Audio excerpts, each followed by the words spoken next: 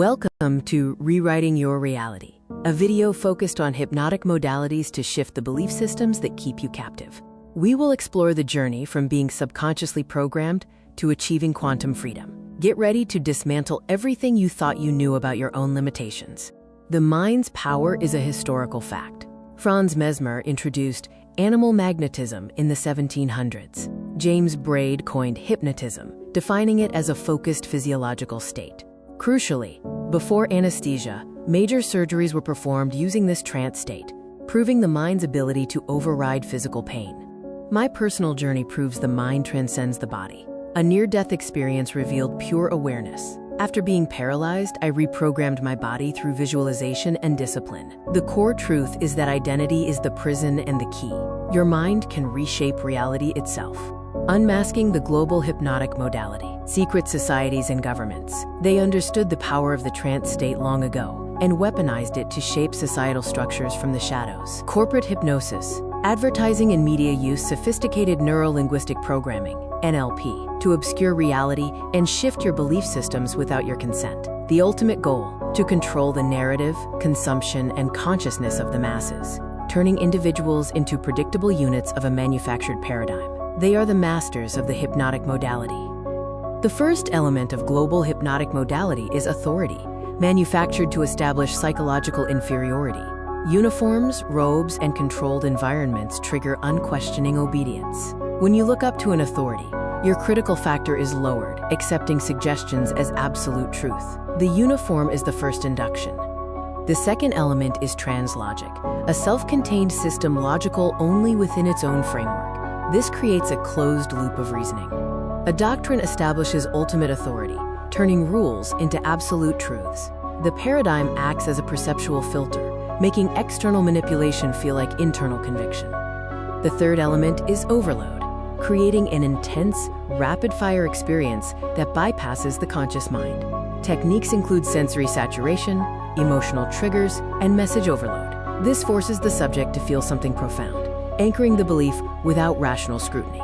The heart accepts what the head has no time to question. The grand illusion is when you become your own hypnotist. Division keeps us fighting each other, distracting us from the masters of the modality. They use filtered evidence to make you doubt your power. The ultimate control is when you self-hypnotize with their suggestions. I am not enough. This is the self-hypnosis of suffering. The quick release uses the Sedona method to clear emotional debris. Emotional baggage is just something you are holding on to. You can drop it using these 4 questions. Could I let this feeling go? Would I let this feeling go? When? Answer. Now. Repeat until you feel a tangible shift in your state. The reframe shifts meaning and reality.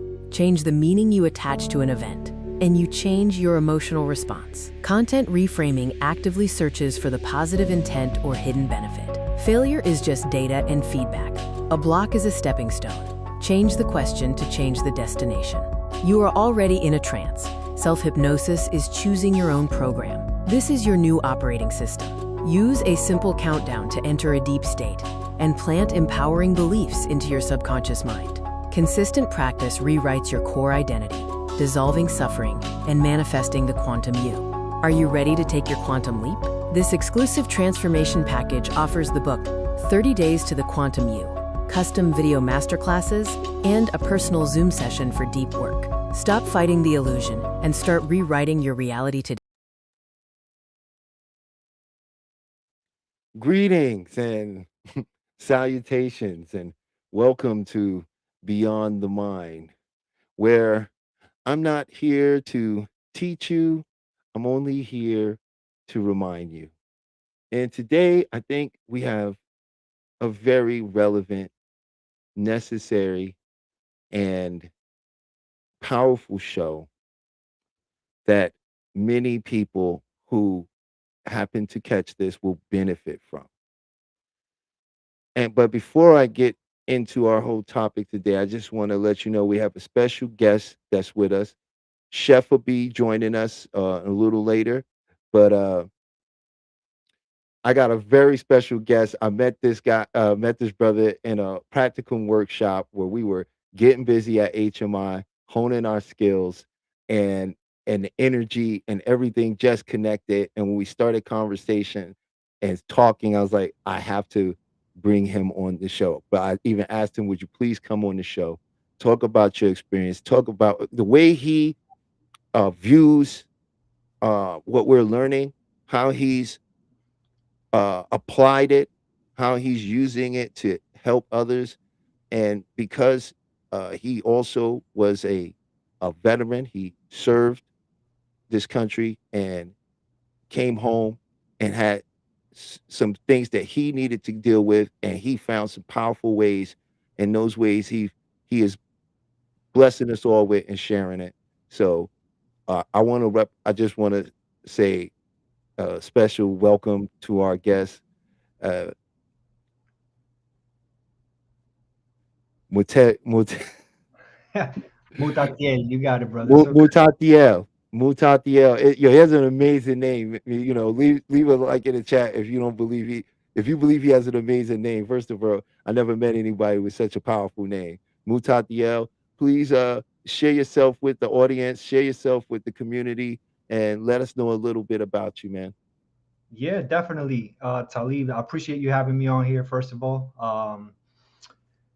My backstory, I had a rough upbringing, all the way from bullying, from, being betrayed, from being let down by friends and family, to being a combat veteran and then dealing with PTSD, anger, depressions, anxieties, stress. Uh, then after medically discharging from the military, you would think that you've gone through enough stuff just by going into the military, by going into combat. But the truth is that the next hardest step is definitely the separation from the military or the service back into the civilian world. And a lot of us go through like lack of purpose at that stage and point, and then fall into addictions and different, just different masks, different band-aids. And so, yeah, so I had a long assessment to do with myself, what we call now a spiritual awakening. I didn't know what it was back then, Talib. I had a interesting scenario happen to me. And when you're ready to get to that part, I'll share that if you want, later on down the road. But so, yeah, that's a quick little synopsis of how my life turned out. And then I ended up doing self healing, learning the hard way. I knew I had to change something about myself. And so I did so. And I figured it out the hard way, but I figured it out. And that led me into the journey into hypnotherapy. So, yeah, here we're trying to help other people and take the shortcuts, Yeah, yeah, because it was never really meant to be this hard, you know? It really Right. wasn't. Not mentally, you know? A lot of the challenge uh, comes from the mental aspect, and that leads me into what today's topic is, which is stress. And what is stress? How do we deal with stress? And what can we do about it? And how important is management of stress in us living a happy life and being able to say manifest our dreams or get the job that we want? Is stress one of the things or the major thing that's keeping us from what we desire? So I do research and I always like to have something put together. So I'm going to not give you what I think stress is. I'm going to let you know exactly what it's been categorized as. So stress is your body and your brain's natural physical and emotional reaction to any challenge, demand, or change. Now, when you face a stressful event, your body releases hormones that trigger a fight or flight response, increasing your heart rate, blood pressure, and alertness to help you react quickly. Now, understanding stress um, comes down to recognizing its different forms, physical effects, and how you can manage it. Now, the different types of stress, we'll just go with two, which is acute stress, which is a short form of stress caused by an immediate demand or unexpected event, right? Like dodging a car or a sudden deadline you have to make or something like that. And it's usually temporary and fade once the situation is resolved. But what I think a lot of our viewers and a lot of people here, especially in America, are dealing with is something that's called chronic stress. And that's a long term, ongoing stress caused by persistent difficulties, ongoing financial troubles, toxic work environment, This type can severely harm your physical and your mental health over time. So how the stress affects your body is, in short, manageable burst stress can actually be a benefit to you. It can be very beneficial. It can motivate you to meet goals or protect you from danger. However, overwhelming or prolonging stress can take a toll on multiple systems of the body. Common warnings include for your physical body would be headaches, muscle tension, fatigue, upset stomach, and weakened immune systems and allergies. Allergies, right? That's crazy. And also for emotions, stress can affect your anxiety, causing you to be anxious, irritable, a lack of focus, and you can feel overwhelmed. And it affects you behaviorally because it changes in your sleep patterns and can cause you to become withdrawing from friends and undereat or overeat. So that's just a little bit of what's written medically about stress. So what I was going to do was just with you talk a little bit how stress has affected your life, right?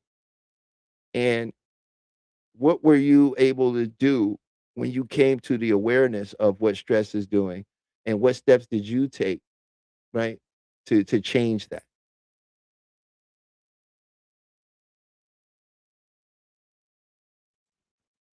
I can't hear you. I think you're muted. Sorry about that. Yeah, so it's that's a tough one because this is a situation where a lot of people are stuck, and they're simply stuck because they don't understand how their mind works. There's a process to it. When you're unaware of something, how do you know to do it, right? Like how do you know? So people try to tackle stress the best way that they know, and they don't end up achieving it. And so what they end up wearing is masks. They start building up more masks, more band-aids, and they get lost, unfortunately. But the most important thing, the first thing, is self-awareness. You have to be self-aware that you're actually going through a stressful situation. You need to monitor it by what is it that you're feeling. How are you feeling it? What signs are showing up? Are you feeling it in your chest first? Maybe your headaches, maybe in your shoulders, because depending on where you're feeling in your body, it means something different, right? uh, Understanding your nervous system. A lot of people don't understand the nervous system. You mentioned it earlier, the fight flight system. You know, we're all living in that survivability, um, and it's all because of the lack of knowledge.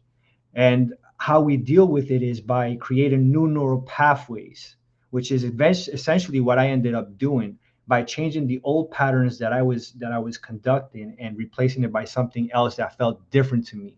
And although homeostasis always brings us back, which is in our subconscious mind, you have to kind of fight against it. Start off with false motivations.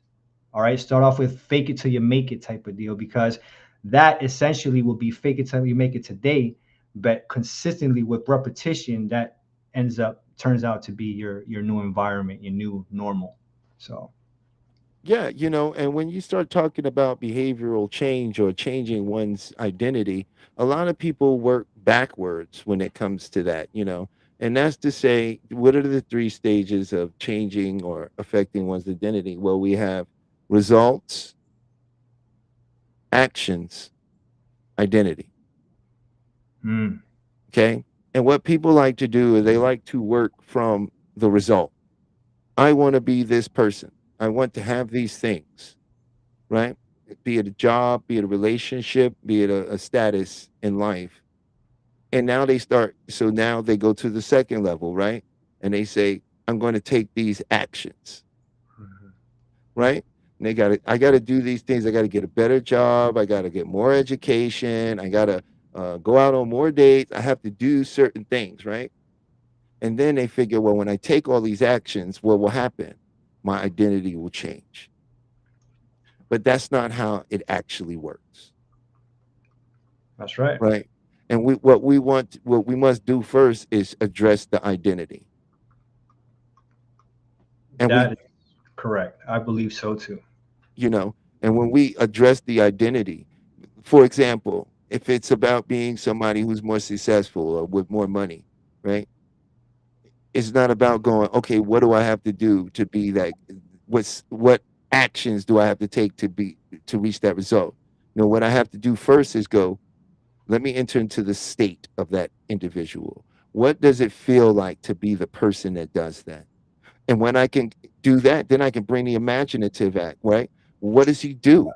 What's his day like? What does he do when he gets up in the morning? What does he eat for breakfast? What does he feel like when he's eating his breakfast? And I bring all this sensory in of and that brings me to that state. That person is confident. That person is joyful. That person is assured.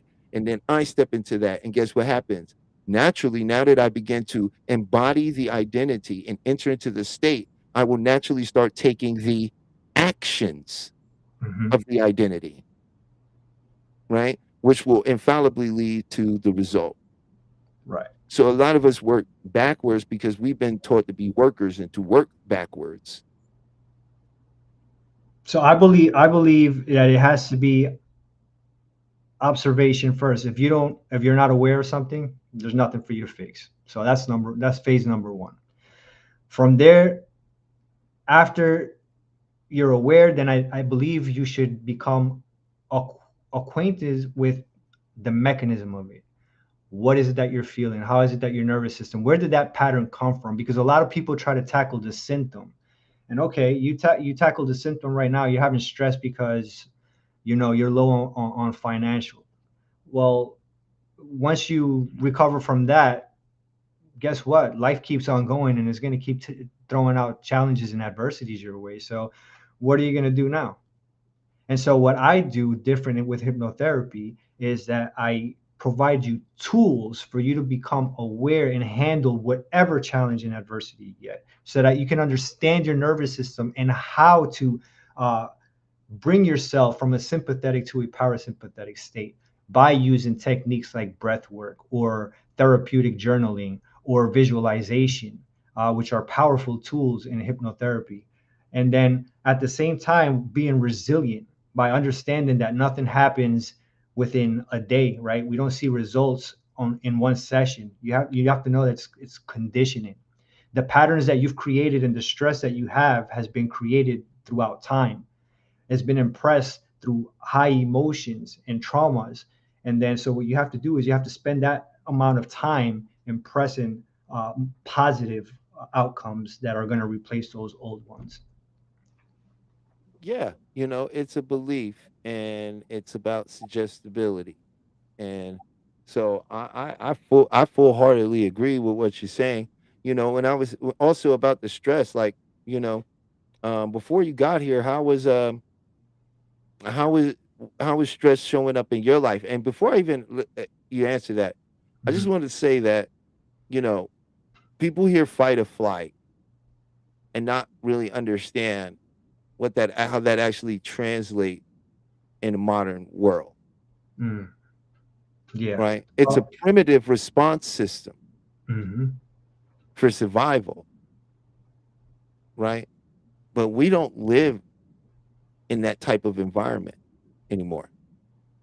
That's not the reality that we live in a day-to-day basis. So a lot of the feelings and emotions that show up to the body, it's like it's death. It's literal, my life could end. The body doesn't understand what's happening.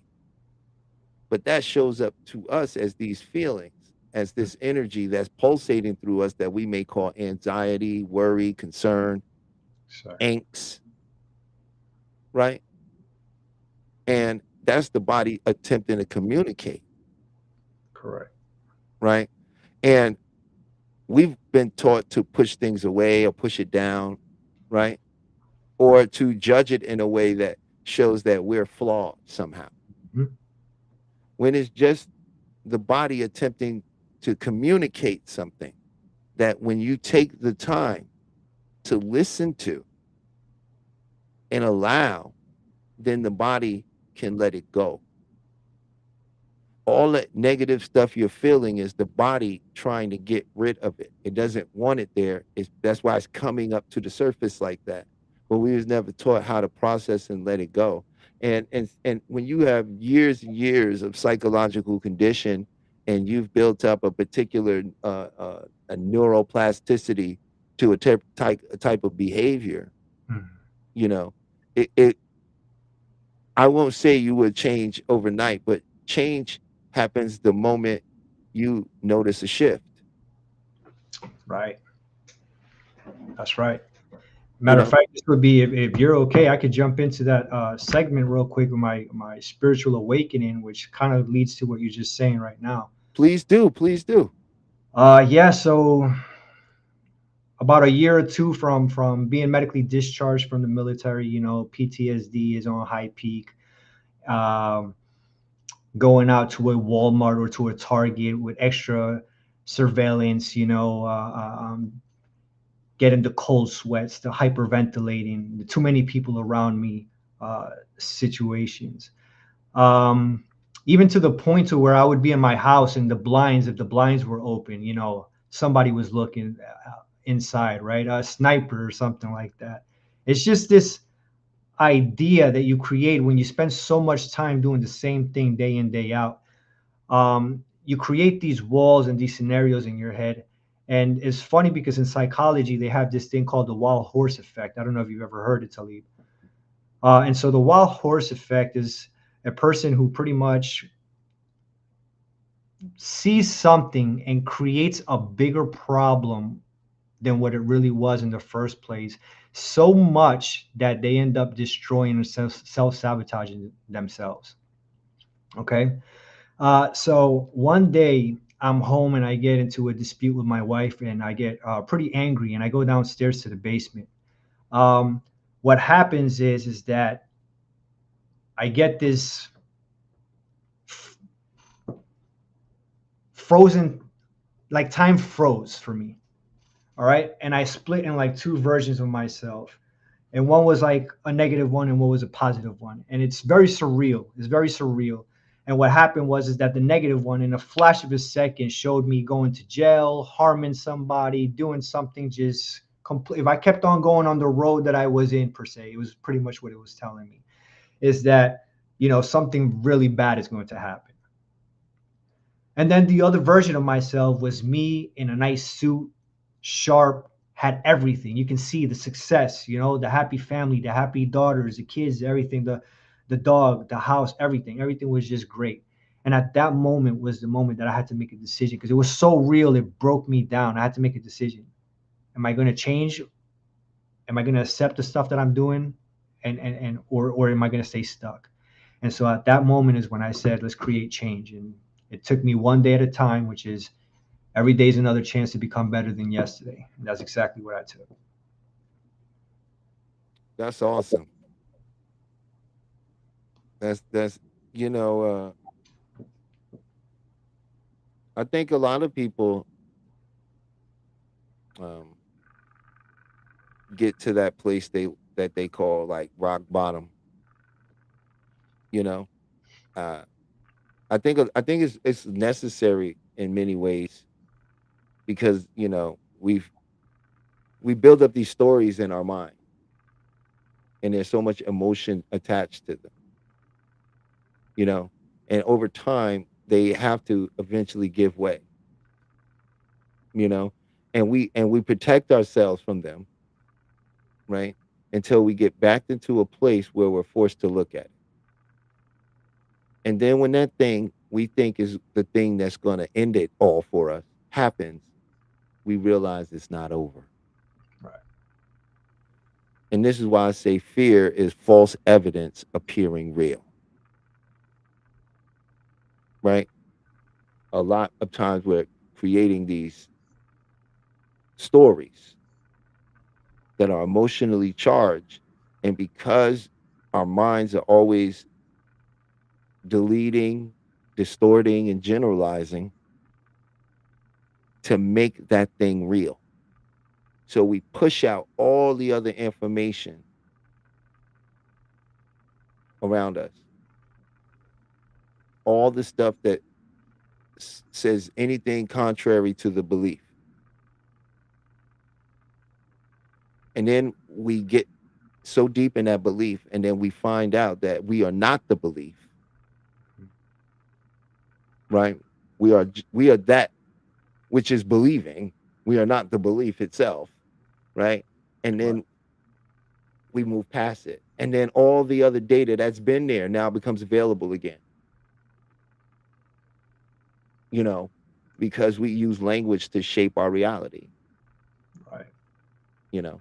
So In the gun world, we actually call that like anticipating the shot, which is kind of like when you're aiming center mass before you shoot, you anticipating, you kind of jerk the gun, and so the bullet doesn't end up in the center hole. And so that's what we do a lot of the times with our projects and our ideas and our changes, that we get to a certain point, and then we can't believe that we've gotten so far, and we kind of self sabotage ourselves back to putting ourselves small again. Uh, mm, and so that's kind of like that reactive mode that we have, and that's all due to homeostasis in the subconscious mind, right? Because the subconscious mind doesn't take orders from anybody except for what it knows, right? Whether there's negative or positive. So a lot of people don't know that, and that's the reason why they can't create that change. I agree. There are a lot of people that, well, I won't say they can't create the change. They're just misappropriating the ability to change to something else. They We need they to educate the people, and that's I believe is what we're doing, and one of our goals is to help people, provide the tools and the understanding of how the mind works, so that we can have a more healthier and positive society, a better world. Because there's a lot of chaos happening right now, and you want to talk about stress and anxiety. Look, you can see it all over the people right now. The news and in our sports, the division, for example, what's happening right now with the NBA in New York City with the Knicks. We can love the sport, we can be fanatics, but to tear somebody's jersey up, to beat somebody to death just because of a sport, or because who you go for and who you not go for, it shows not only the stress, the lack of mental control and strength that these individuals have, that they're so lost into segregating one another and doing negative things to one another instead of helping each other build. And that's what we need to strive to help people do over here, I believe. I agree wholeheartedly. I mean, some of what you say, I agree. I also know that, um, from working in entertainment and being on lots of successful projects, I can say that there's a lot of money going into manufacturing the behavior, Hmm. because people don't know what causes them to experience what they're experiencing, Right. right? Here's something we do that we never think about, right? Let's say you experience a situation that causes you to feel upset. Hmm. We don't say, I feel upset. I feel this feeling coming over me that's causing me to feel like I'm upset. You see all the words I'm using to disassociate me from upset? No, we Absolutely. say, I am upset. I am angry. And then it becomes a snowball effect. Right, because you became literal anger. Who could be anger?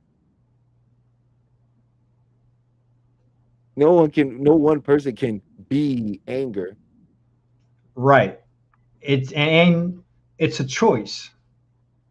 It's a word phrasing that causes you to encompass yourself in an emotional state completely. When you say, what you're doing to me is causing me to feel feelings of frustration and anger, then I'm noticing that I am the one that's feeling the feeling. I am not the feeling. Right. Right. Now I can process what I'm feeling and use the feeling for what it was intended for. You're doing something that doesn't is not in service to me, And many people hold on to the identity of anger, the emotion, and so because forth. I am the Exactly. I am. It's Exactly. the self-identification with the situation, opposed to witnessing the self in a situation. Right. We self-identify. And then that goes into what we both know is called organic language. Mhm. You make me sick. This is a pain in my neck. If this keeps going on, it's going to kill me. And that's just Monday. Do that Tuesday, Wednesday, for a week, 2 weeks, a month, a year, years, decades. That's a pattern that is pretty solidified in your subconscious mind to where you may wonder why your exterior life is now not as desirable as you want it, right? And it's probably because the way you're feeling inside is not matching the outside. It's in dissonance. And when you realize that we're energy and things work with vibrations and frequencies, right? Then you want to go ahead and start learning how to maneuver these emotions because these emotions are the frequencies. Are you tuning more into happier and more positive emotions? Are you expressing more gratitudes in your day? Are you expressing that love with your family or the people that are around you? Or are you tackling the negative ones, the fears, the control, and the manipulations, right? Are you falling under those? And based off of that, is how you feel internally, is what you're projecting externally, right? As within, so without. Well, yeah, I agree wholeheartedly again. Like you can only experience the world that's going on in your head. You can only experience what's going on in your head. The Greek used to call it a nounomenon. The images that you see only you see in your head, and then there is the phenomenon that what you see is in front of you that's still being projected in your head. you know and when you begin to really, like you saying, like a lot of people don't understand that. So let me ask you this, right? Let me ask you, like, if you dealing with somebody and you're not trying, because trying is failing with grace. If you're dealing with somebody and you're working with their, let's say, stress management, right? What's one of the ways you would approach that with someone who says, I got, and I'm gonna give you a scenario that way you don't have to, like, try to Yeah, get. yeah, yeah. That's good. Let's say somebody who's come to you like, I ain't got a raise in 6 months. I'm doing everybody's here job. I can't take it. My wife's not, having with me, and kids hate me. I'm just so stressed out. Yeah. How do you, how do you help someone like that? Because I think you explaining or even sharing something like that can help someone like that. Yeah. So I think the most important thing is remembering that we're wired and conditioned from 0 to 8 years old. Our personality is defining, and it's being defined by our parents, mainly our mother, right? We're trying to figure out, we're watching our mom, how she treats us, how she treats our father, how she treats our siblings, our neighbors, the environment when we're out there.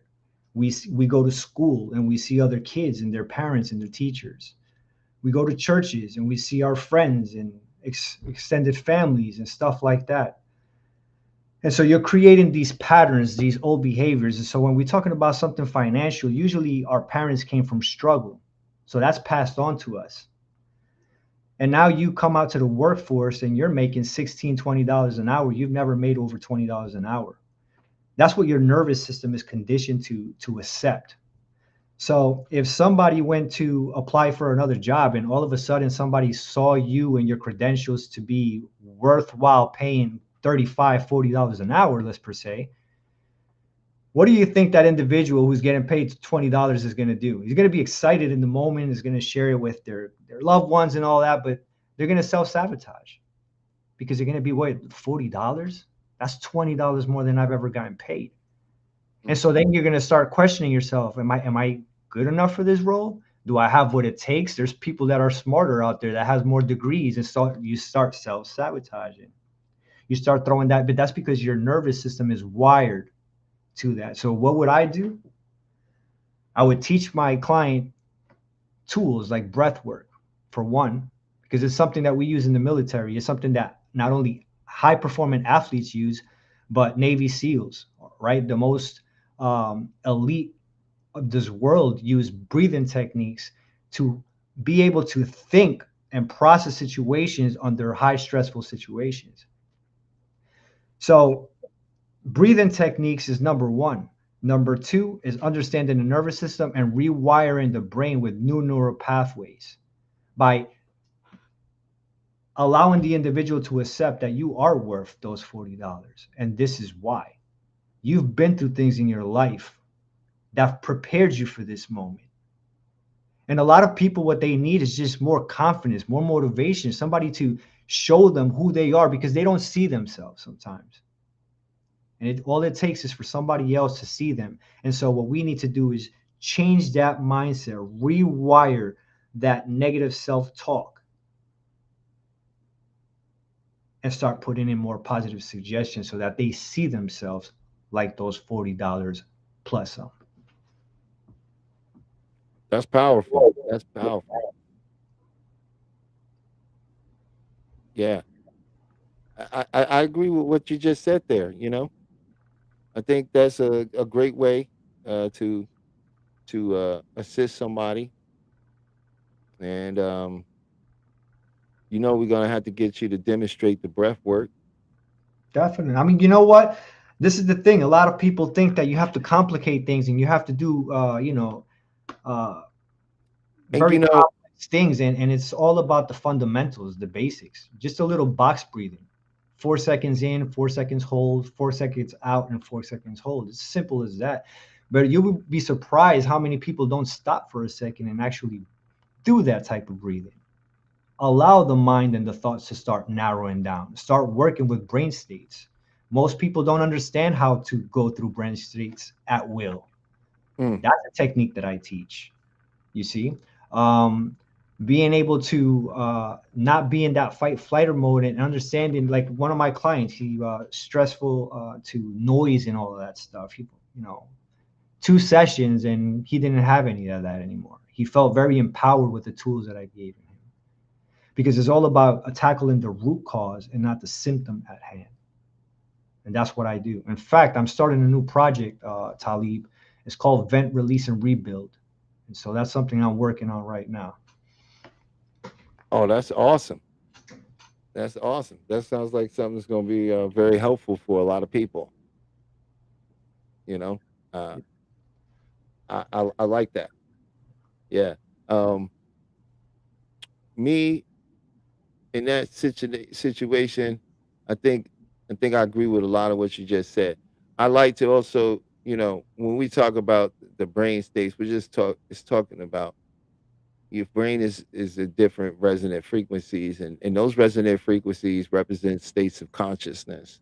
So for your waking mind, you're in what they call a beta, and they might use something like a high gamma or a gamma state, which is very alert, very right.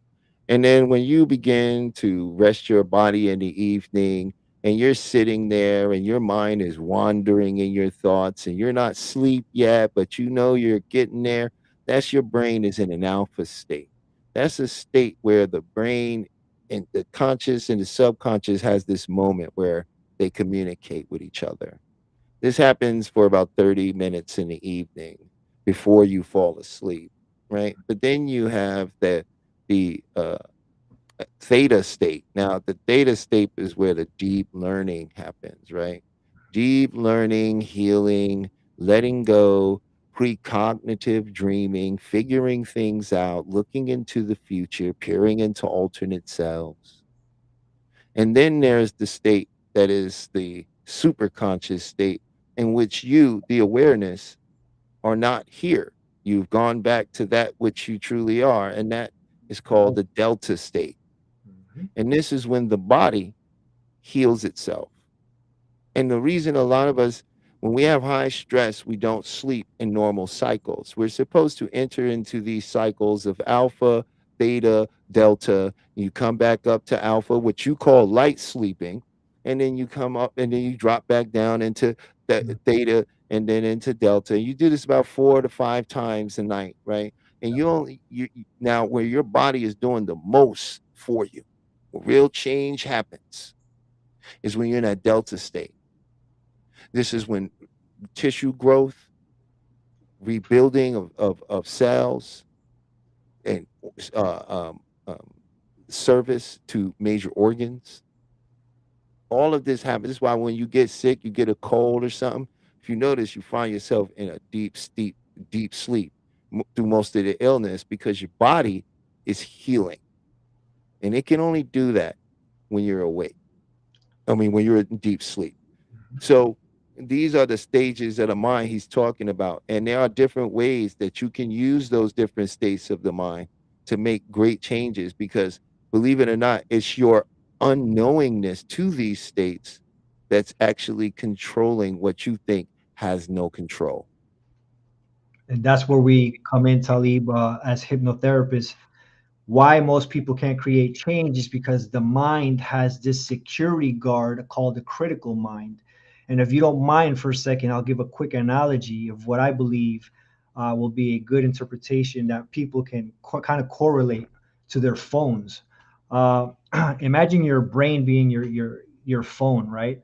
It has a passcode, and you're able to get into your phone, but you have old apps that you no longer use, that you no longer align with, and then you have some that you still do use, right? That'll still serve you. And so what happens is that you go to your Apple store, and from time to time we forget our passwords. Now, because you don't have that password, you can't delete apps and you can't download apps. All right.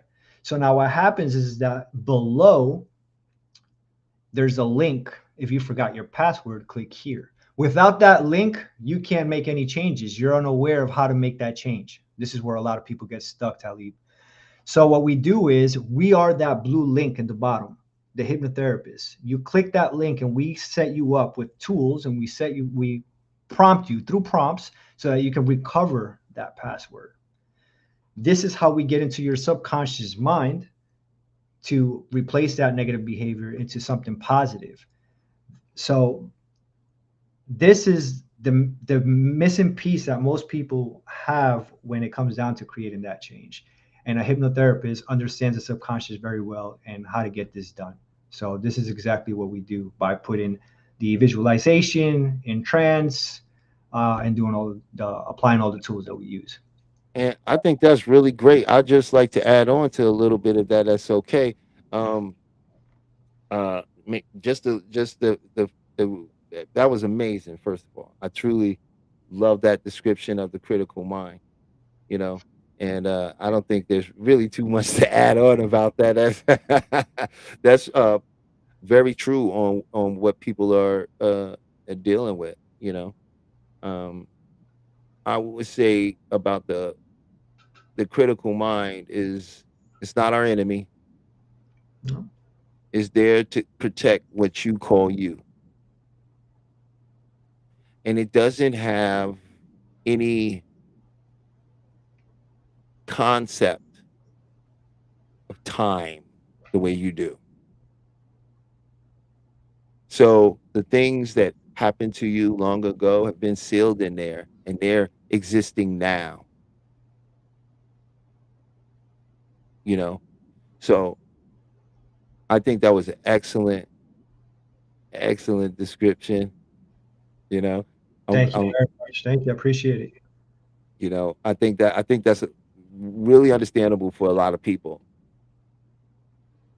You And know, hopefully, a lot of these tips serve people.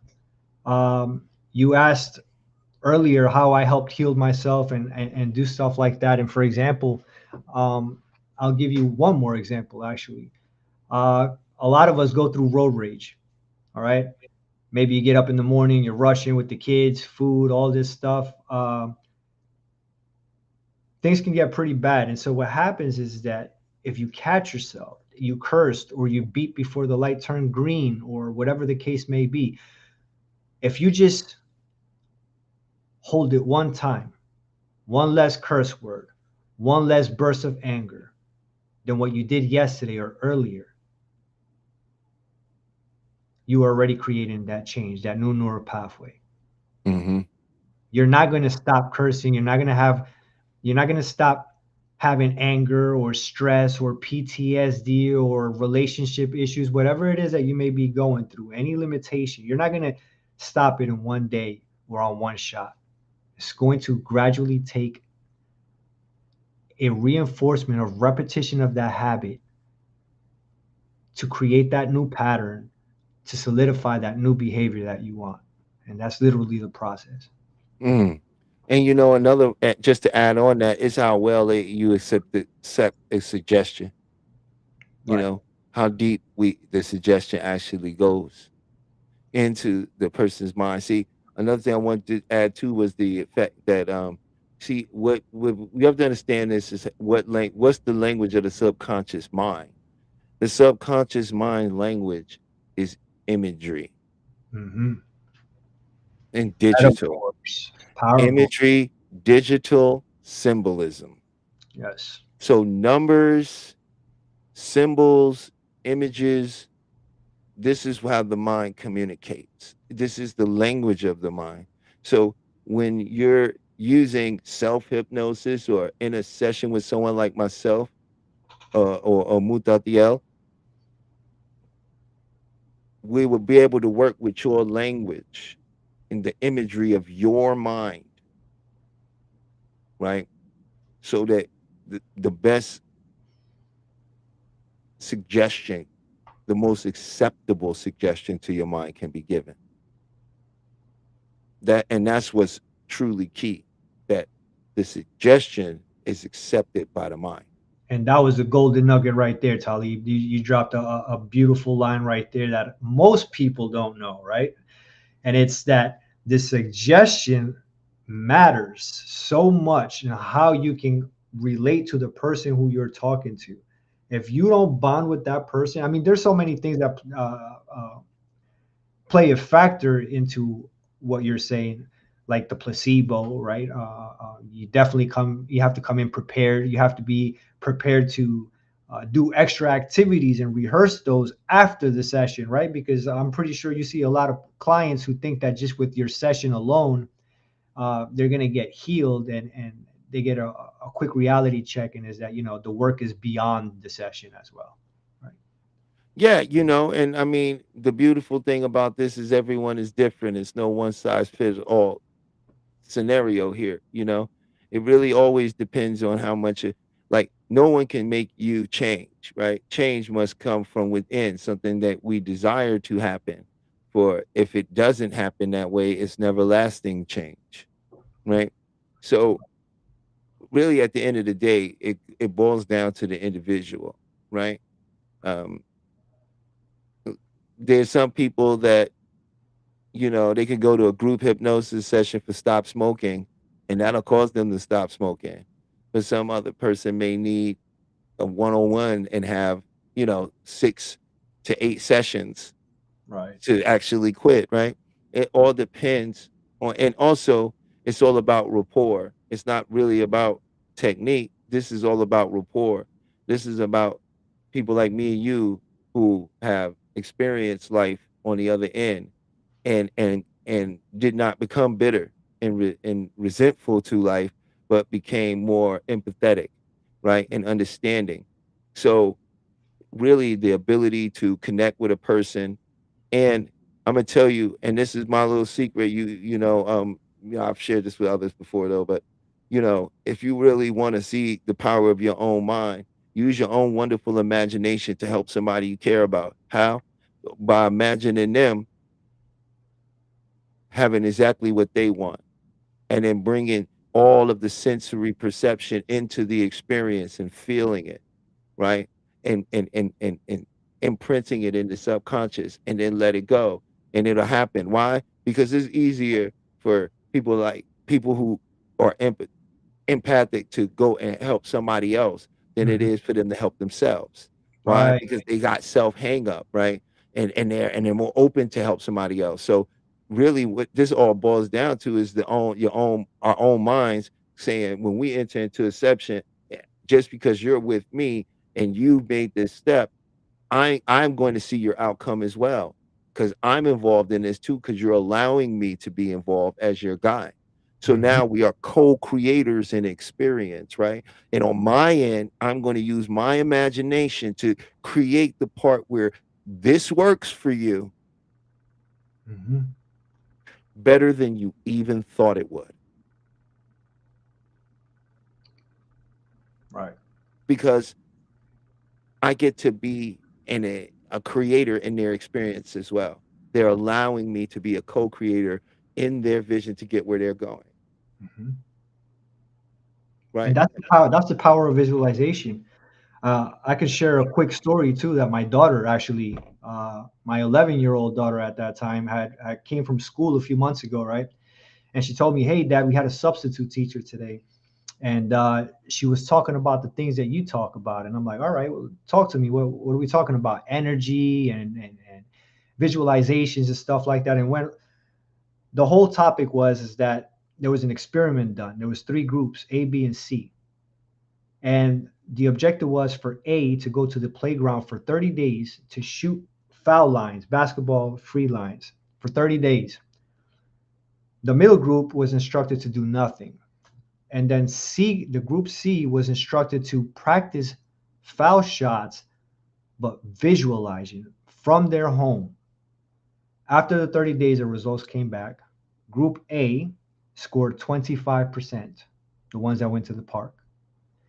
Group B, obviously, because they didn't do anything, they had zero. Here's the interesting fact, Talib. The individuals who were tasked to visualizing scored 24%. That's insane because that's letting us know that our mind doesn't know the difference between reality and what we tell it. Well, because it's neurological processes. And here's the thing, I know exactly that I do the method that they use to teach those kids to do that. It's called the Jose Silva method. That's what they had the children do, right? I used it to get where I'm at today, and I used it for my nephew to get into college. I taught him how to use the power of the mind. I showed him that you can visualize your teacher standing in front of the chalkboard giving you the answer to any question, because your teacher's thought energy is in the room with you. Your teacher, whether they were telling you the answer or not, the answer is being thought of in their mind. You've just never been taught to interpret thought energy, Right. right? Now, we all experience it, and I'm gonna tell you, this is where we experience it most at when you have a close friend, right? Or you have a brother or sister, y'all like super close. Mhm. Soon as something bad happened to them, you know. Mhm. They know what you're gonna say before you say it. It's not because it's because the brain waves are what? Syncopated. They're resonating on the same frequency. And And they're so able to interpret each other's feelings through in thoughts. quantum physics, that's kind of called like entanglement, or that's also called telepathy, a form You of know, telepathy. all particles enter into a state of called quantum entanglement, right? Which means they can appear non-locally. Right. Which is impressive, right? That's a whole different. Yeah, because you're made up of particles, Right. you know. And man, this has been such. By the way, I just want to thank everybody for joining us and listening, and we really appreciate it. We hope you're getting some value from this.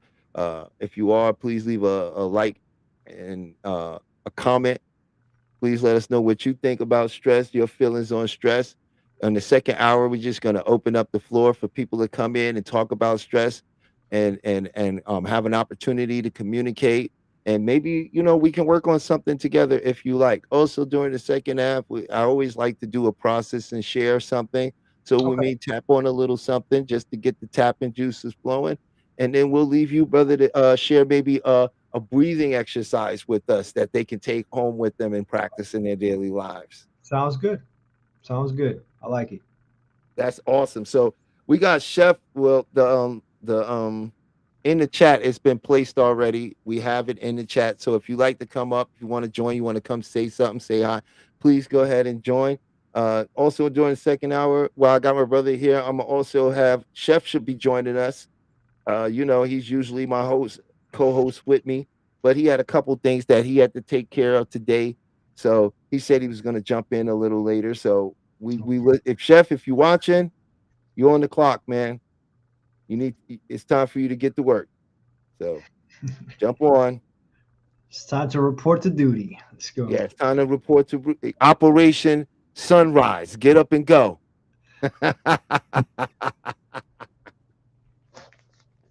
Yeah, so I feel like stress is really showing up in the world. The reason I wanted to talk about stress is because one is I don't like to get too political, and but at the same time we do live in a political society, you Yeah. know, and It's truth is a reality that everybody's facing, man. I mean, there's 8 billion people, give or take, and just about everybody is going through something.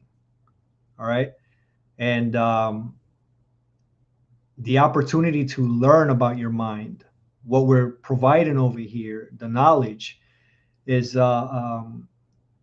things that weren't available before the internet, right? So we're in a different time right now. And like you said, fight, flight, and freeze show up differently now. It's not like that. It's anger, anxiety, and depression now. So we're all suffering from a lot of things, and we can actually really avoid if we actually become well versed, knowledge, and we help one another. I think that's where it all really strives. That and we you and you all help and, one another. I like to tell people that's not everybody's gonna have the time or want to invest the time in learning deeply into like all of this. Right. And they may be wanting to know, well, what's some things I can do now to make changes? And I always like to tell people the basic, easiest place you can start today and notice a change is your language. And how we address our language is simple. We ask this: is what I'm about to say in service to me, or does Hmm. it make me a victim? Right. And if it makes us a victim, take a minute, take all the time you need to restructure that in a way you are not the victim. Because when the mind and the body is in line, then it will shut down the survival part. Hmm. It'll open up the heart center, and that's where all the abundance flow from. Right. See, you can't manifest from you. First of all, let's just simply understand that manifestation is the experience of life. If you are conscious and experiencing life, it's manifested. You are not trying to learn how to manifest. What you're trying to learn is, or remember, because there is some part of you that can recall being a child before words had meaning to you. The world still existed for you. So our shape of reality is coming from our language. So when you just take a little time to slow down your language and listen to what you're saying, and I'll give an example of this. Let's say I got fired today, and it was because of a racist guy who literally used racism to get me fired. Now that sounds like logic, but that's intellectualizing victimhood. Hmm. Now, what I could You say know is what a is unforeseen opportunity presented itself for me to be free of a situation that I outgrew, that I had no idea how I was going to get from. But now that this has happened to me, magical doors are free to open for me, and a real opportunity can show itself. And I can finally get around people that can appreciate me. Or what is both of what I said true?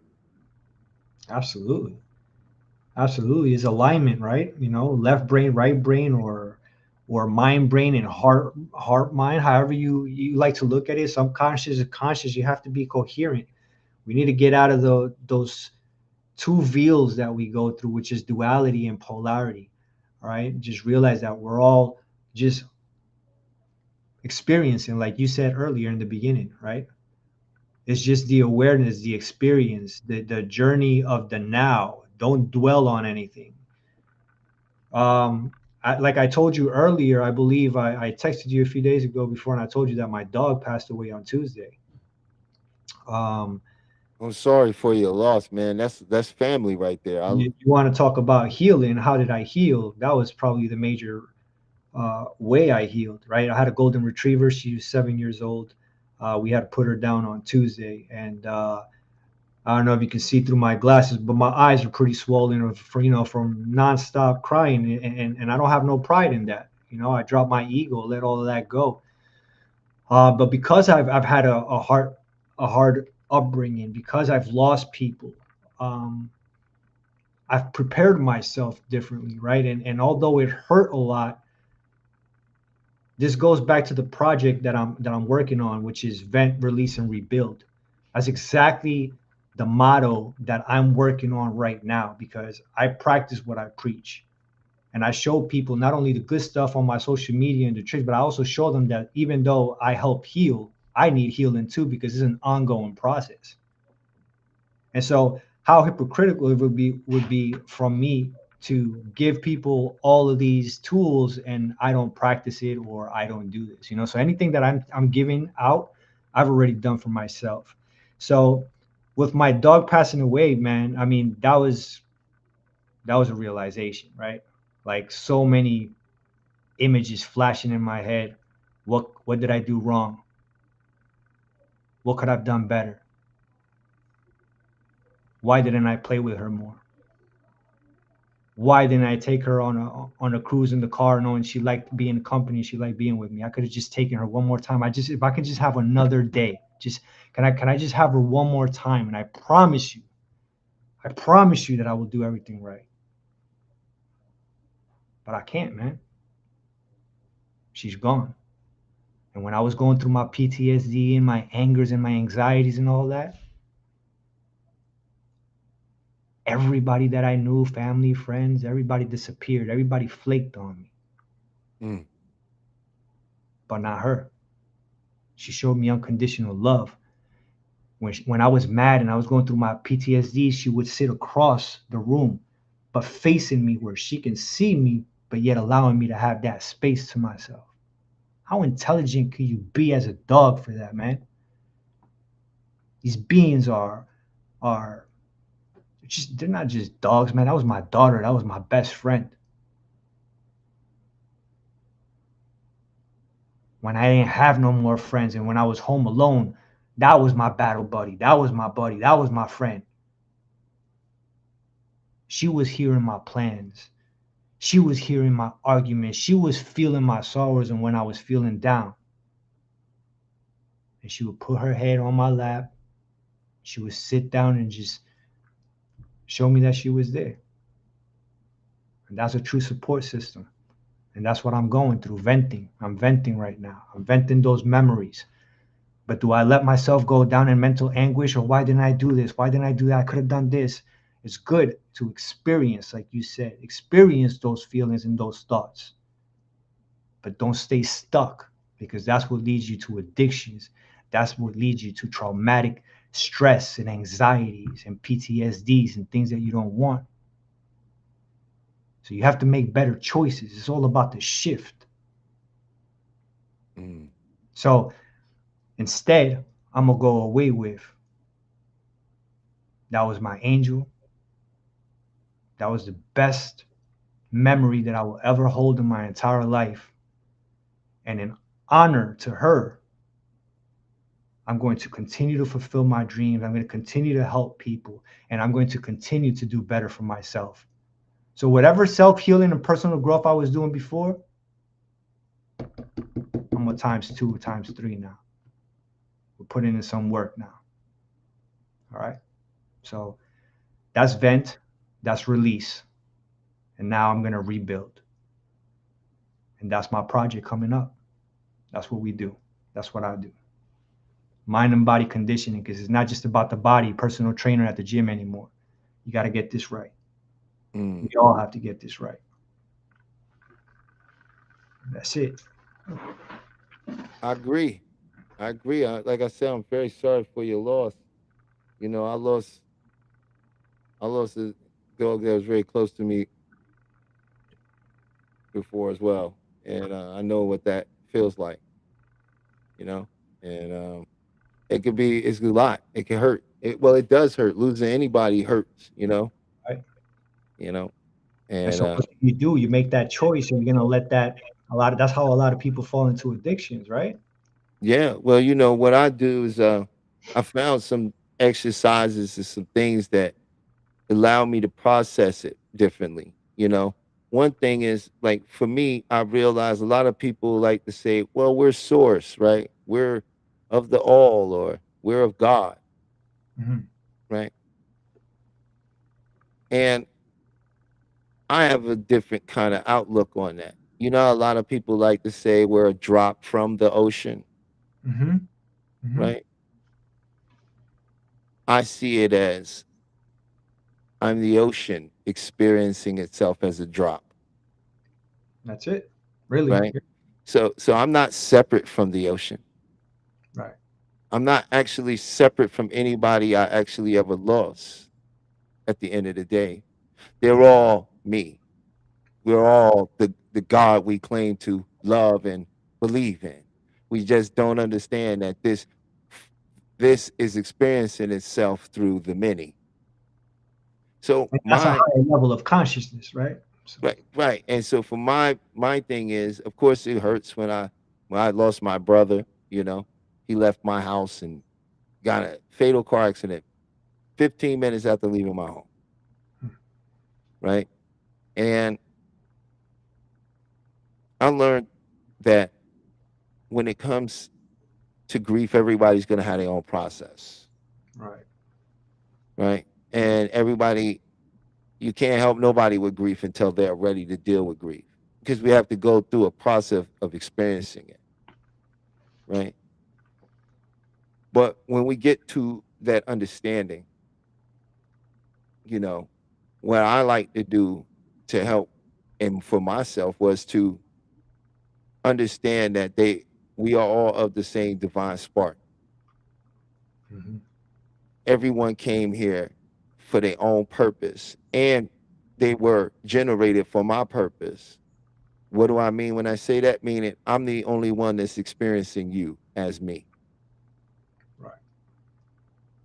You see what I'm saying? Hmm. All of this out here is an interpretation, Right. right? Because right now I'm in your world, You feel me? and you're in And my world. and I'm in yours, right? You see what I'm saying? But there's something behind both of our eyes, Right. right? There's something behind the eyes of Talib that isn't Talib. Hmm. It's aware of being Talib, Right. right? And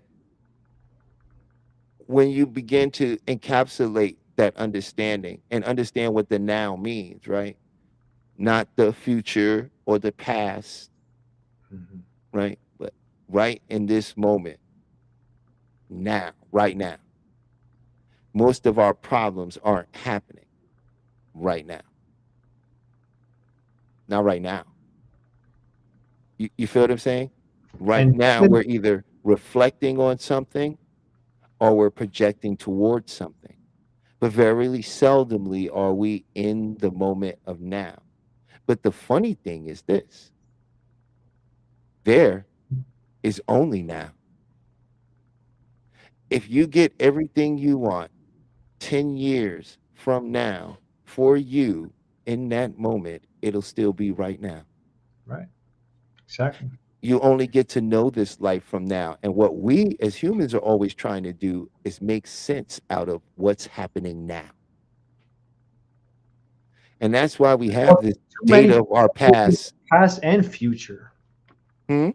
Too many people are busy in the past and future that they forget the now. That now is happening now. And And that abundance happens now. and That's what where better it happens. and what is abundance and to whom, right? Because not too long ago, my awareness of abundance was one thing, and then my dog passing away, a whole new flash just came in, right?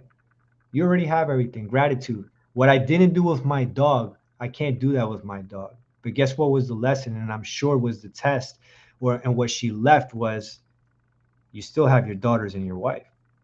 Are you taking them for granted? Maybe you didn't take me out for an extra little walk or for a ride in the car, but you can still do that with your family. Are you doing that enough? And so these are the things that, this is how you adjust. You create those little shifts that are going to create some type of positivity in your life. Allow this to be an awakening call for me that, life is short. One of my kids or myself or even my wife, somebody can get sick, cancer, people all the time, right? All of a sudden, you went from being in good health conditions and now, your days are counted, they're numbered. That's a crazy realization, especially if it's a son, a daughter, a wife, mom, dad, right? So. It can be. It'll be your fate one day. Right. You feel what I'm saying? It's very, very natural, and it happens. And when we begin to grab and understand the beauty and the chapter and story they wrote into our lives, she's an ever imprinted on your life and the story of you. Right? Now, think about that pattern, right? Let's say you were married 20 years. That's all of a sudden they're not here anymore. Imagine you, any step that you take in your house is going to bring some type of memory, right? Is that you're going to place her right there in the bathroom, right there in the kitchen. And that's why it's so hard to ease that pain, because everywhere you see it, the memories, the patterns that you created, that is why it's hurting so much. I took my brother's death and turned it into an honoring joy and memory. See, I learned from my Kung Fu teacher years ago. His wife was like my best friend, and she helped me so much in my life. And they let me live at the school, and she let me live in their home. She was an amazing human being, and she taught me many great things. And when she passed cancer, my teacher taught me something even greater. They were like best friends. And she was like my best friend. She was like my big sister, bro. When she passed, cried like a baby. Like I was at work and heard, and my knees gave out. Right. Like literally, it was like, you should go home. I couldn't pull myself together, bro. And you know what he did? He smiled and told wonderful stories and said her death is nothing to grieve and everything to honor. That's right. I will spend my life honoring her through the wonderful memories of her. I will not cry over her. I will celebrate and rejoice her. And it made me stop, because it made me relook at how all the people I knew that died, how I reacted, how selfish the reaction was. Right.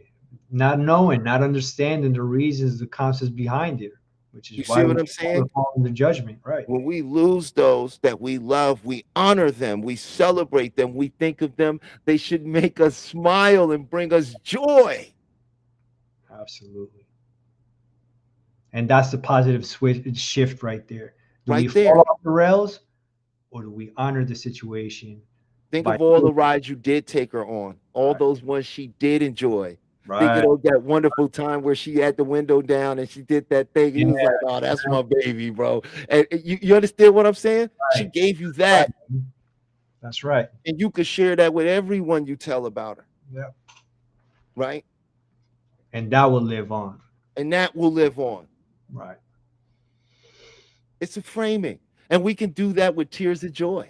Yeah, I also, not to say that because you say I'm not going to cry doesn't mean crying is bad. Crying is actually good. That's crying is the best thing you can do. It's a release of toxin. Release, yes, sir. Absolutely. All that stuff that's been building up emotionally, it's all in the eye ducts and it's all in that liquid. It needs to be let go. We're the only animals that cry from pain to let others know that we need help. What happens when you cry? What's the effect that you get after you cry? A hard cry. Feel better. You feel lighter, you sleep good. You got to go into rebuild and recovery, right? You sleep so good after a good cry, bro. It's like, And sleeping is so important to recovery too, right? When we talk about recovering for what mechanisms to use for stress and anxiety and angers and all that stuff, believe it or not, sleeping, being able to vent in your sleep, being able to release in your sleep, right? And project the future. So you were talking about the cycles of dreams. That's exactly what dreaming is for and sleeping is for. This is all what we're doing while we're recovering and resting. So mind and body. Yeah, I was checking the thing to get on Chef to see when he coming too. Like, hey, bro, where you at, man? He said he's about to jump in here now, so I didn't want him to miss the chance to talk with you too, our new best friend here. We're Right, gonna right. like, we're gonna figure out a workshop we all three of us could do together, where we can bring something special each of us specialize in and put something together and just share it with the people.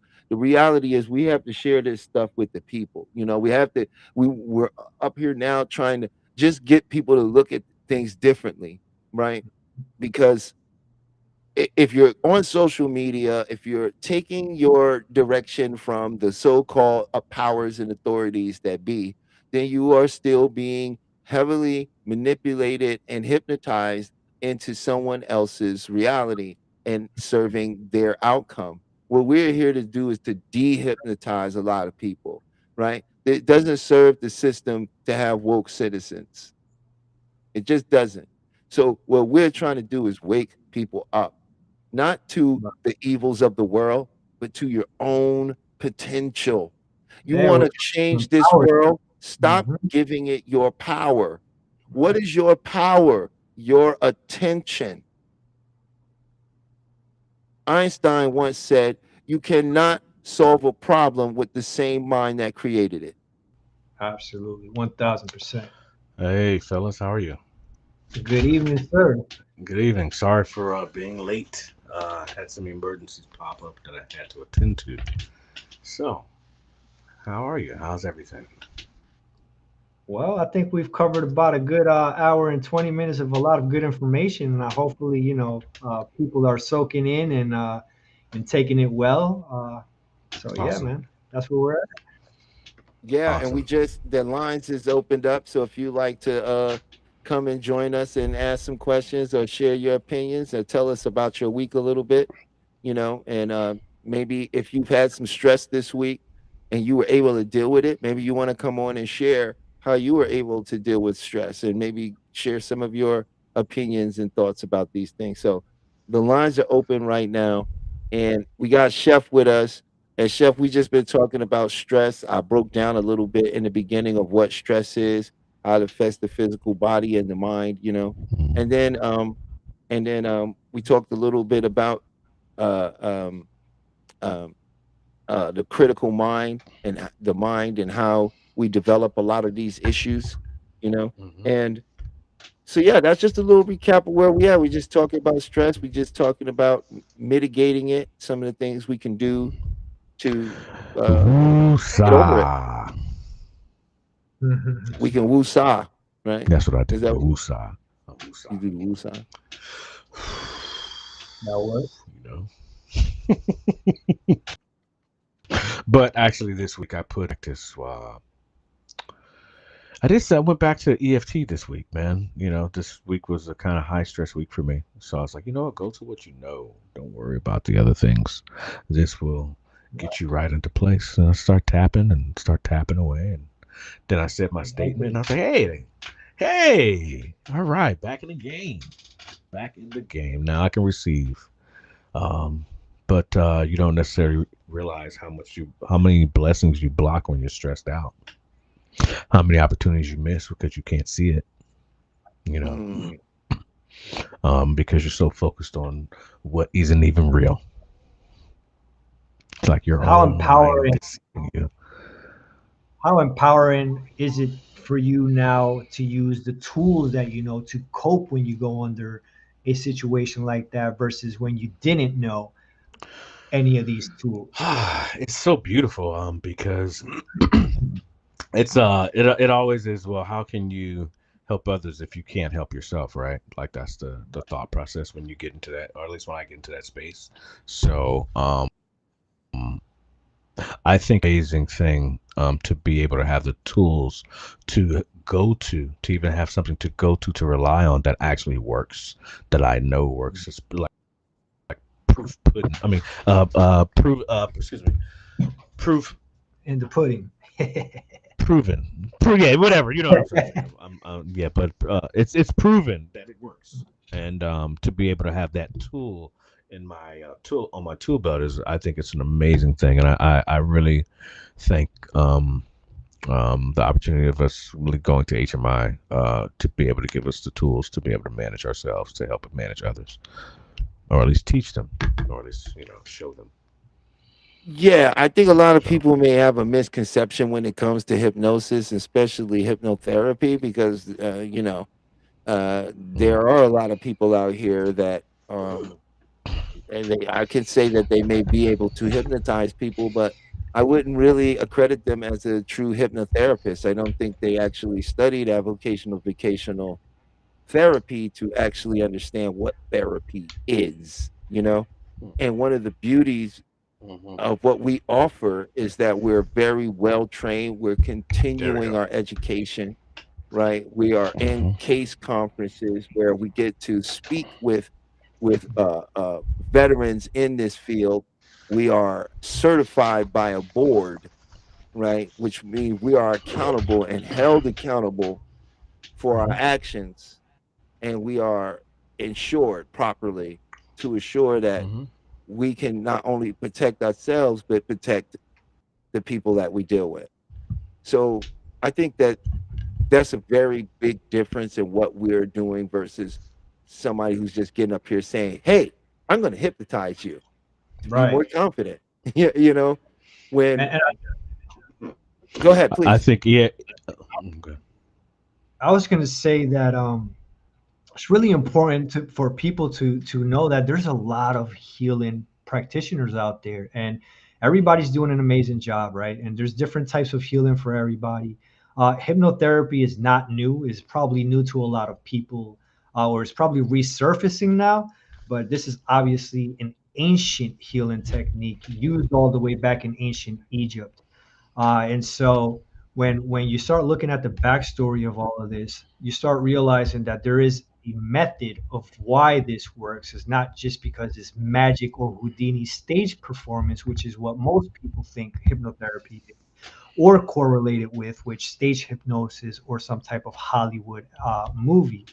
And it's by far certified hypnotherapist from HMI is completely different from all of that. We are taught um, to really get into knowing a person individually, building that rapport one on one, and understanding how to bypass that critical mind to that subconscious, which is what we were speaking about earlier, and creating that change. So, hypnotherapy is a lot of tools, like what Chef is about to talk about, EFT, what he was Yeah. talking about, mentioning.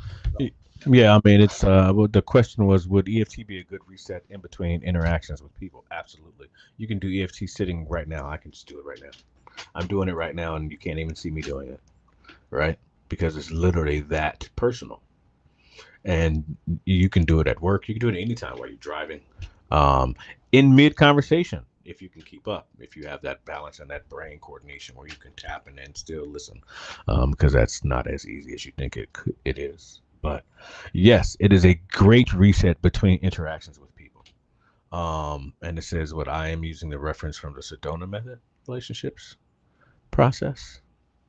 But EFT, yeah, EFT is useful. It's immediate, at least for me, and I think for most.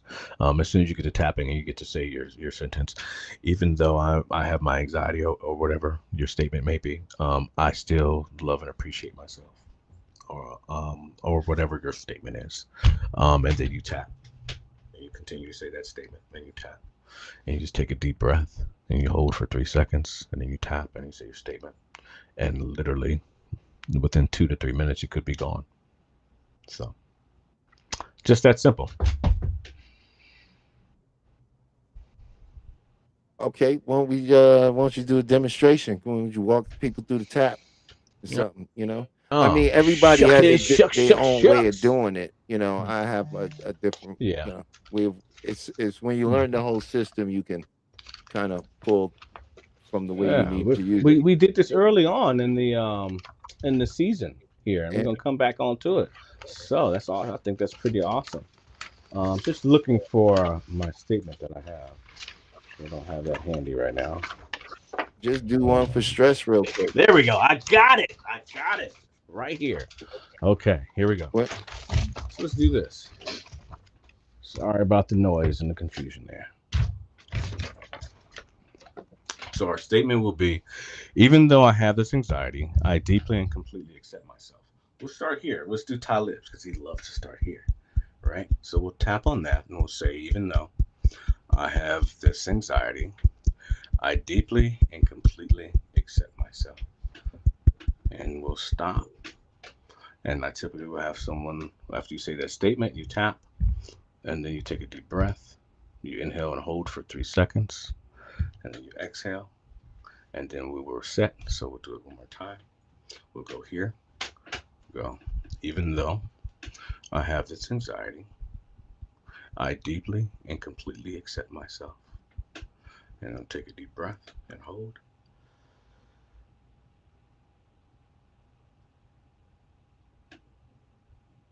And exhale. And then we'll say it again. All right. We'll go and let's change places, change meridians. Excuse me. We'll go here. Even though I have this anxiety, I deeply and completely accept myself. Even though I have this anxiety, I deeply and completely accept myself. And then we'll move on or increase the sentence. And I will just stay here. I'll say, we'll release this now. And we'll take a deep breath. And we'll exhale. And then we'll go on to the next sentence. We'll say, even though I have this anxiety, I deeply and completely accept myself. Then we'll continue to tap. And we'll say, I release this now. Take a deep breath and exhale. And then you come back to, I let this go. Right? We'll still tap. I let this go. And then you exhale. And then we'll come to, this is no longer serving me. So we're building it up. Right? So we'll start off with the one sentence. And then we'll come in with the, I release this now. Then we'll add on to that, I let this go. And then we'll go into, this is no longer serving me. Then we'll pause and we'll inhale for 7 seconds. And we'll imagine ourselves releasing it and letting it go.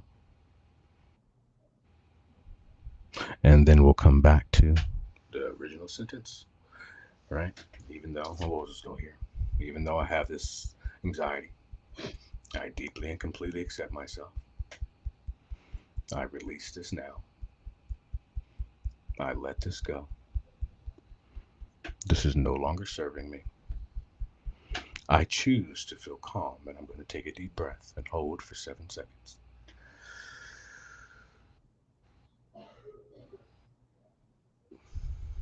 And we're going to imagine the calm releasing from our body.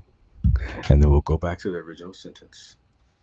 Even though I have this anxiety, I deeply and completely accept myself. And then we'll build that again. I release this now. We're still tapping. We're still tapping our meridians. I let this go. This is no longer serving me. Then I go to, I choose to feel calm as you continue to tap. I allow my body to reset. And on this one, we take a deep breath and we hold for 5 seconds and imagine our body resetting as we exhale. And then on the last sentence, we go all the way from the top again. And on the last, we just say here, we just do here, right? Right on the side. Even though I have this anxiety, I deeply and completely accept myself. I release this now. I let this go. And you still tap. This is no longer serving me. I choose to feel calm. and I allow my body to reset. And on the very last sentence, you're just imagining yourself completely letting go. And the last sentence is, it is safe to let this go. And just imagine yourself releasing and being in the safest place you can imagine and releasing all tension and everything that no longer serves you. And that's the cycle that I do, or that I did when I had some trouble this week. And hopefully you can create your own cycle and your own statements, but it is amazing as long as you combine it with the breath work and your timing and your tapping, it works. So Awesome. Awesome. Thank you for sharing that. I'm sure people got some value out of that. now I didn't do it into detail because I kind of want you guys to figure out your own, but I did What? tap on No, some points that are kind of the common, I just want you the to kind of give the the common people the points. thing. You know what I mean? Just give them the Yeah, thing, man. Just give it to them, man. They don't know. give it to them. Gotta give it You to them know, a little you bit. like Let's he give it a like, little bit hey, at a we time. did Okay. this once before. I'm like, we about to do this 1,000 times, bro. It's our practice. Yes, we It's are. like if I work Yeah, if we I are. teach training, I'm not gonna not teach push-ups because I showed somebody once on a video, Why? right? They should know We already. got to keep it going. We got to give them the people. I'm here to make sure we give something to people, you Yes. know, and Yes. not hype Absolutely. them up for something that they never get to experience. Well, I So think thank you for sharing I that with think the people and giving them a well with chance to tap and see what they. I'm going. I'm going to have some more stuff done before we get off of here, though, too, because you know, there's still this breathing exercise that our brother here has to share with us. He want to oh. share his version of, or I want him to share his version of box breathing. Mm, Okay. You know what I mean? And let's go through that a okay. couple times and give people a opportunity to experience it. This the case stuff that we can make shorts out of to share with people so they can Mm-hmm. get good value out of something real quick, Right. you know. Mm-hmm. That's what it's all And about. healing yourself is free. Right. It really It is. absolutely is. It's free, but it's not easy. It is not easy. It's not And easy. that's usually It's uh, not easy. what people ends up paying for is really not somebody to talk to, a therapist. Is somebody to hold you almost accountable, like a personal trainer, right? Somebody who's there and be like, all right, like, these are the tools. This is what we're gonna get done today, and this is what you're gonna do the week. And sometimes people feel better that way, right? Just somebody showing them, guiding the way for them. That's one way they learn. And so if you're ready yet, Talib, I'm assuming that you're ready for me to do some box breathing, right? Yeah, this is a great time for us to get into some of these tools to share with people, you know. And then once we share, we Yeah. can Well, I. go into a little bit more. Then you can let the people know where they can reach you, find you, how to contact you. You know what I Yeah, mean? yeah. Because we'll be Okay. coming up on the end of the show. So I'm gonna mute All my right. mic so you could go ahead and give us some of that breathing. So the first thing we need to understand is that high performing athletes, and I mention this all the time, Navy SEALs, our military, we all use breathing techniques.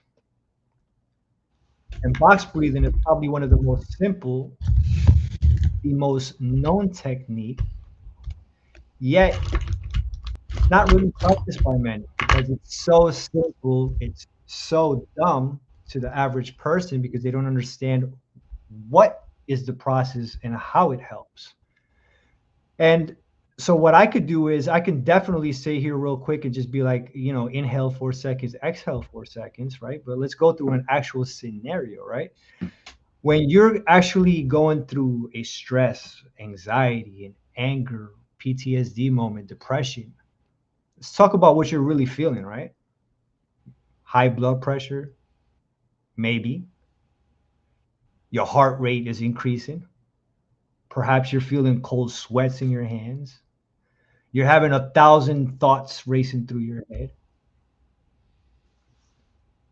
And so it's really easy to get trapped in a vicious cycle in your mind. And something as simple as breath, as just if you think about a sigh, what happens when you sigh? Our body is a mechanical system that it has signals and switches. And so if your body is stressed, something as simple as breathing can bring you to a state, in a sense, where you can gather your thoughts again, calm down before you lose it. And what happens when we lose it, sometimes we end up doing things we shouldn't be doing. And there's cause and effect to everything, right, guys? So, what we want to do with this breathing technique is we're going to inhale for 4 seconds. And I use my hand, and the whole point is to do it dummy style, exaggerated. Let's use the one Mississippi strategy here. So we're gonna hold. This is my hold. Let go. Hold. Inhale. We're inhaling through the nose, holding.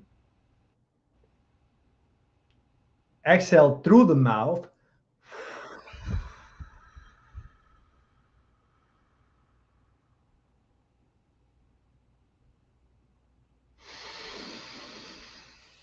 It's controlled. It's not raced. It's not rushed.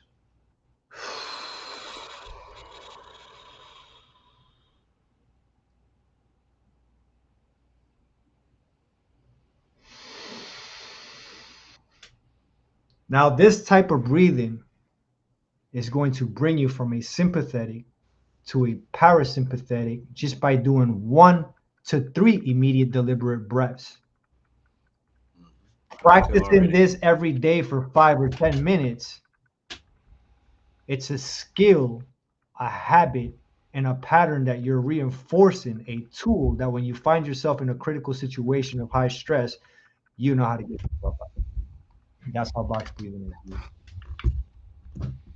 That was great. That was great.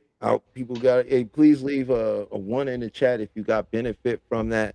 Please let us know what you think of that. Also, there's a link in the chat in the chat for you to join and come on up and talk with us. What you saying, Chef? I'm not in the chat, but I benefited that from already. So Thank you, sir. That's the one. Thank you. Yeah. And that's what we're here to do, right? We're all here. We have different techniques. We specialize in different things. We explain things differently.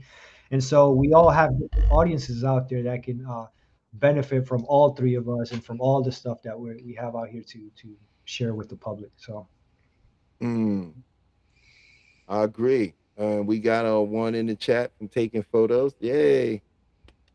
Different modalities. We all have our own modality, and once we bring it together, it's like one big old pot of beautiful goulash. Oh, yeah. So. And another great thing to do is to learn how to let go. And that is a beautiful process that I use with people and help them cognitively experience what we also do with hypnosis, but cognitively, and what I will do is I'll share a little of this releasing technique, and instead of the traditional regular way of doing it, I'll do it a little different and add a little bit of your own wonderful imagination into it so that you can activate those neural pathways, because the imagery causes neurological shifts because our mind understands images. So I will share a technique of letting go that will require you to use that imagination. And you can use it whenever you like because it works. So all you have to do is feel as stressed as you do.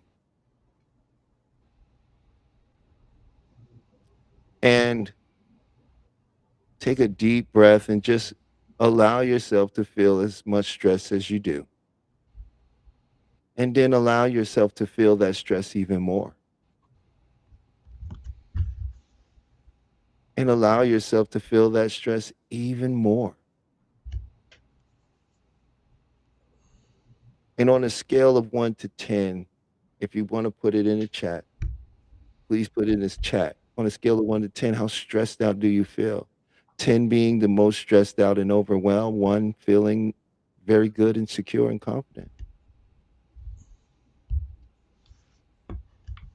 So just allow yourself to even feel that stress even more. And now, just imagine on your chest, there is a window or door. And imagine opening that window or door and saying to that stress, you can go now. Thank you for serving me for the purpose you serve, but you are no longer needed. And just imagine that window or door being open and notice that stress going out of that door or window.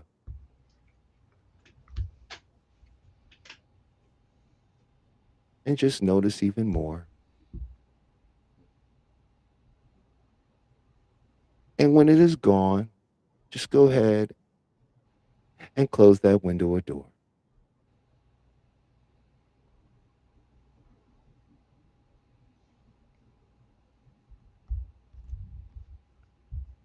Now, in this moment, could you just welcome whatever stress or worry or anxiety and whatever story or image that comes up with it? Could you just welcome it? Could you just let it be here? And answer from your heart. There is no wrong answer. But you may notice that story wanting to explain itself. And I challenge you to not let the story explain itself. So in this moment, check and see if there's any wanting to change it, to make it different, to push it away or pull it closer. And if so, could you welcome it? Could you just let that be here as best you can? There's always a wanting to change our situation or our resistance to something. Very seldom do we ever allow it and just see what it has to say. So for this time, this one time that cost you nothing, could you just welcome that wanting to change it? Now, check and see if it feels personal, which it always do, like it's about you. And if so, could you welcome that? Just let it be here as best you can. Now, in this moment, the best you can, and just for now, could you just let it go, let it dissolve, let it unravel into the great ocean of your awareness? Would you let it go? When? And one more time, go back to that feeling of stress, worry, or anxiety. And could you just welcome it? Let it be here. And check and see if there's any wanting to change it. And if so, could you welcome that? Now check and see if it feels personal, which it always does. And could you welcome that feeling of personal? And in this moment, the best you can, and just for now, could you just let it go? Would you let it go? When? And could you allow that great awareness, that joy, that abundance, that courageousness that's always there right beneath the surface, could you allow that to come in and take its place? And you don't have to know what abundance looks like, because if you simply allow, abundance will reveal itself to you.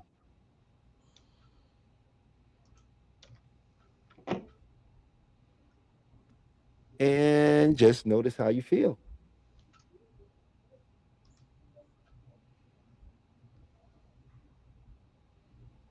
And that is a releasing technique. At some point through your question, how, why, when, my ears start ringing, and I was like, oh, put some energy out here. I don't know if you saw my hand waving a little bit. Hmm. Did you know how it is? Sometimes if I pick something up, it's like, oh, okay, I see what it is. And someone's like, okay, someone needs this. Someone in the audience needs this. So we're just hopefully um, Well, the definitely, combo someone was works. releasing, Yeah. and letting go of something. He was picking up. If if you guys did it in a on your end, please leave a number what you are now. If you checked your number before and made a number, what's your number now? Are you still high? Did it come down 3, 4, or is it gone? We'd love to know. But that's the Sedona method. It's a cognitive thing. You can really do this right on the spot. When you stand there and just be what you are and then welcome, just allow whatever thoughts you're having, just to let it be there. Don't fight it so much. Just actually welcome it. And then that wanting to do something about it. If you just listen to the wanting to do and welcome it. And then when you say, let it go, can I let it go? Yes. And just notice when you just letting go isn't a physical thing. It's something that happens in the mind when we stop putting the excess pressure on the thing, Right. right? And as soon as we do that, you'll notice it's like, oh, and you'll be able to see clearly. You might even start getting answers faster, or doors start opening up, and people start acting differently because you've made a shift in how you're looking at it by letting go of what you was telling yourself it is. Exactly. The channel has opened, and you have Yep. narrowed down the thoughts enough to be able to think about the ones that are worthy enough for you for your next move, your next play, Mm-hmm. your next higher desired state. So absolutely, that's right. So we got about, I think, maybe less than 10 minutes left. So we could, uh I really want you to share where we can find you at, brother. Please give all your information. Let the people know where they can reach you at, how they can get in touch with you. Yeah, yeah. So once again, I'm Mutatiel. I'm the founder of the Quiet Realm. So you can find me on IG as the Quiet Realm or Mutatiel, my name right there. Just know that I do one-on-one hypnotherapy sessions with my clients, but I'm also working on launching a project called Vent, Release, and Rebuild. And this is going to be like like hiring a personal trainer for your body, but you're hiring for mind and body conditioning coach. All right. And what I'm doing is the project combines nervous system education, body conditioning, breath work. It's going to work with hypnosis, military discipline, and leadership, anything that I learned from there. And a lot of practical tools that can help people use in their everyday life. All right. So, Talib and Chef, I appreciate you guys having me on your channel. And it's been amazing. It's been great. I appreciate everybody listening. I hope you guys took something positive out of this for allowing me to share and definitely about sharing for my project. So if you want to hear more about it, follow my IG and stay tuned for the launch date for Project Vent, Release, and Rebuild. Thank you guys. Stay steady. Be easy. Thank you for holding it down, man. Especially while I was appreciate it. Much appreciated. When Definitely. you launch the project, you could come on up, share it. You know what I mean? When it's time for the project, you got a platform to come share that. And you know what I mean? Because Yes, we sir. we, Thank you we very want to much. get all of this out here, especially with people that I personally have gotten opportunity to know and know what they're about and know the good that they could do. If I can assist them in this journey of being of service to humanity, then I will. So uh l- you're definitely coming back. You're always welcome. If there's any time before then, anything you like to talk about or share with the people, you're always welcome on here. Thank you, sir. Thank you, guys. I appreciate it, and I foresee us linking up a little bit more frequently from here on out. So it was nice meeting you guys, and thank you for having me. That's what's up. Mutatiel, we what's up, man. appreciate you, man. Thank you so much for joining us tonight, brother. Let's get a hand for Mutatiel right now, man. Yeah. Yeah, There it good is. job. Little John. That's a I little like that. John. I like that. Yeah. All right. Hey, Chef, you got anything you want to say to the people before we get out of here, man? No. Thank you, Matatiel, once again, for holding it down. I can't. You're awesome. You're awesome, and you are going to be extremely successful in this field. And thank you for having me once again, Tully. And peace and blessings to everyone. Yeah, thank you, Chef. We how we do. I like to say the Mutatiel, like, we got to get you back and talk about, there's an epidemic in America of all our. They only like to glorify certain aspects of our military, and then they don't want to show you all the brave men and women that's been left behind, that are struggling with the VA, struggling with their mental health, struggling with getting the assistance that they need, and I would love for you to come shed some light on that, and if you have any offerings in the service of that, I'd love for you to come back and share some of that too. I would like to just dedicate a whole show to that. Definitely, I'd be honored to. I'm not just a representation of somebody who served in the military in uniform, but also, struggles in real world, real life. We all have them. Sometimes, like you said, we're taught to kind of wear that tough skin costume, and so we kind of brush it underneath. But it's okay to vent and release. And as a matter of fact, we got to normalize authenticity a little bit more, and that it's okay to be who you are, the good stuff and the bad stuff. It's not just the Louis Vuitton and the Gucci stuff. Yeah, exactly. So we're gonna wrap this show out. I want to thank you all. My name is Talib. This is Beyond the Mind Hypnosis, and you can find me at beyondthemindhypnotherapy.com. I also have scholarships on there right now for a pro bono session, so you can come see me if you want to get some of this going. You don't have to worry if you don't have the money. We're in this business to help people. So, me being able to work with you is helping me, it's helping me be of service. So thank you. If you do, go to beyondthemindhypnotherapy.com and book a free session. You get a discovery call. We'll talk. We'll see what's going on. We'll see if we can really work together, get that chemistry, and then we'll put together the optimal plan for you and your well-being. And you don't have to worry, because the first 6 sessions are free. So that's how important this is to me.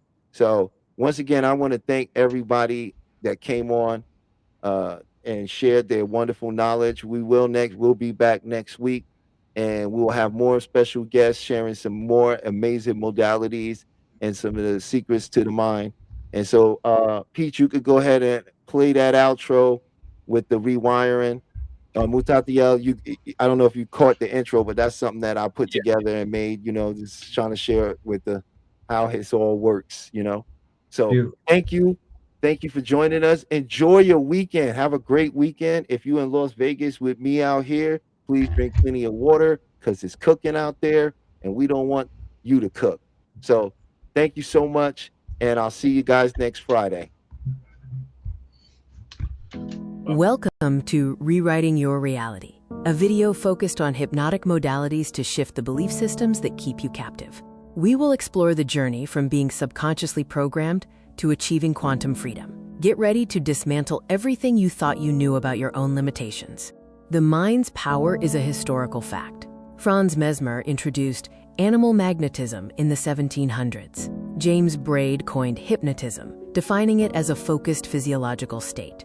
Crucially, before anesthesia, major surgeries were performed using this trance state, proving the mind's ability to override physical pain. My personal journey proves the mind transcends the body. A near-death experience revealed pure awareness. After being paralyzed, I reprogrammed my body through visualization and discipline. The core truth is that identity is the prison and the key. Your mind can reshape reality itself. Unmasking the global hypnotic modality. Secret societies and governments. They understood the power of the trance state long ago and weaponized it to shape societal structures from the shadows. Corporate hypnosis. Advertising and media use sophisticated neuro-linguistic programming, NLP, to obscure reality and shift your belief systems without your consent. The ultimate goal, to control the narrative, consumption, and consciousness of the masses, turning individuals into predictable units of a manufactured paradigm. They are the masters of the hypnotic modality. The first element of global hypnotic modality is authority, manufactured to establish psychological inferiority. Uniforms, robes, and controlled environments trigger unquestioning obedience. When you look up to an authority, your critical factor is lowered, accepting suggestions as absolute truth. The uniform is the first induction. The second element is translogic, a self-contained system logical only within its own framework. This creates a closed loop of reasoning. A doctrine establishes ultimate authority, turning rules into absolute truths. The paradigm acts as a perceptual filter, making external manipulation feel like internal conviction. The third element is overload, creating an intense, rapid-fire experience that bypasses the conscious mind. Techniques include sensory saturation, emotional triggers, and message overload. This forces the subject to feel something profound, anchoring the belief without rational scrutiny. The heart accepts what the head has no time to question. The grand illusion is when you become your own hypnotist. Division keeps us fighting each other, distracting us from the masters of the modality. They use filtered evidence to make you doubt your power. The ultimate control is when you self-hypnotize with their suggestions. I am not enough. This is the self-hypnosis of suffering.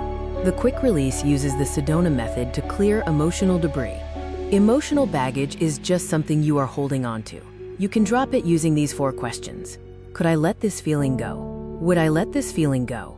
When? Answer: now. Repeat until you feel a tangible shift in your state. The reframe shifts meaning and reality. Change the meaning you attach to an event, and you change your emotional response. Content reframing actively searches for the positive intent or hidden benefit. Failure is just data and feedback. A block is a stepping stone. Change the question to change the destination. You are already in a trance. Self-hypnosis is choosing your own program. This is your new operating system. Use a simple countdown to enter a deep state and plant empowering beliefs into your subconscious mind. Consistent practice rewrites your core identity, dissolving suffering and manifesting the quantum you. Are you ready to take your quantum leap? This exclusive transformation package offers the book